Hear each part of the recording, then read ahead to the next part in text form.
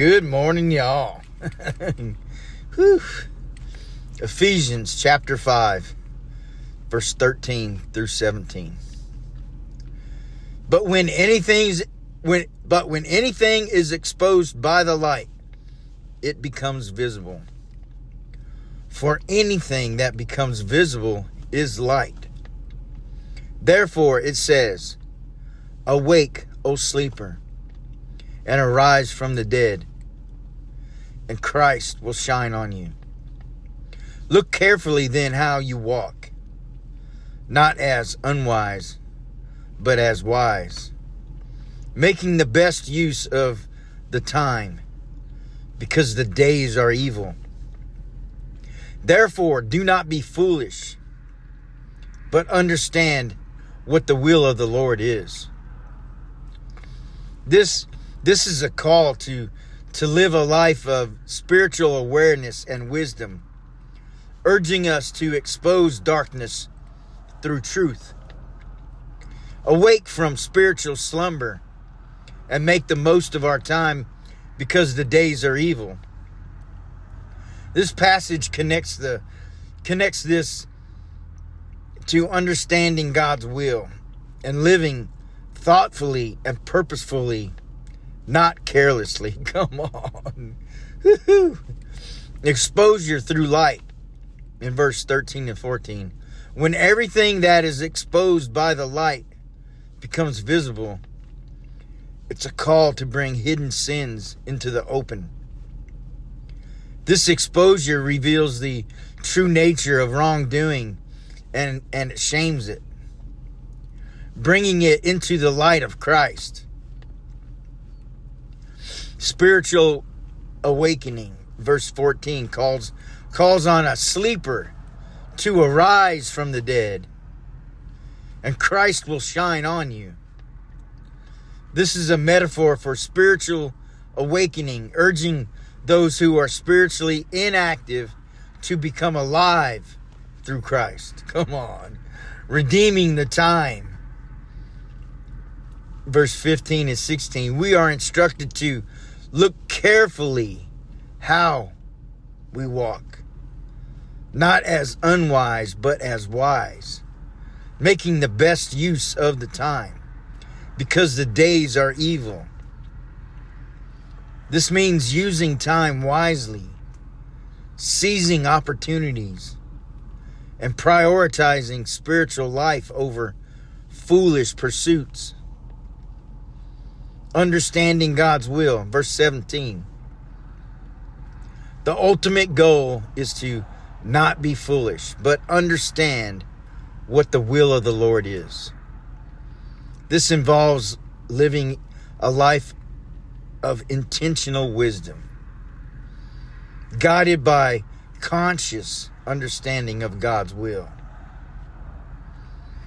In Ephesians, wisdom is presented in two main ways. First, as a divine gift for believers to have a deeper knowledge of God and His will. And the second is as a practical call to live a wise, holy, and responsible life. A gift from God. Paul prays that God would give us believers the spirit of wisdom and revelation to better know God and understand God's will. This is presented as a gift God gives generously. Come on, man. Woo! Spiritual enlightenment. This wisdom illuminates the understanding of believers, helping us to see and grasp spiritual truth. God's manifold wisdom. The church itself is a demonstration of God's manifold wisdom. Not a building. Us out in the world. We are the church, which displays the spiritual powers in the heavenly realms. Practical wisdom for living. Walk wisely. We are instructed to look carefully then how we walk, not as unwise, but as wise. Be responsible with time. Wisdom involves making the best use of time because the days are evil. Understand the Lord's will. A key part of walking wisely is understanding what the will of the Lord is. Live a holy life. A wise life is one that is lived separate and holy, which is essential for effective witness. To believe in Jesus Christ. The will of the Father is that everyone who sees and believes on the Son may have everlasting life. To be sanctified. It is God's will that you should be holy and abstain from sexual immorality. To do good works. We are to do good works to the glory of God. To give thanks in everything. Give thanks, for this is the will of God in Christ Jesus concerning you. To not conform.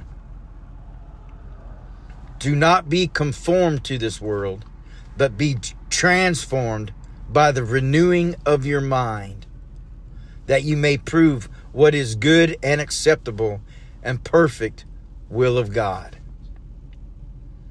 Awake, O sleeper. It's time to wake up. No more sitting on the fence.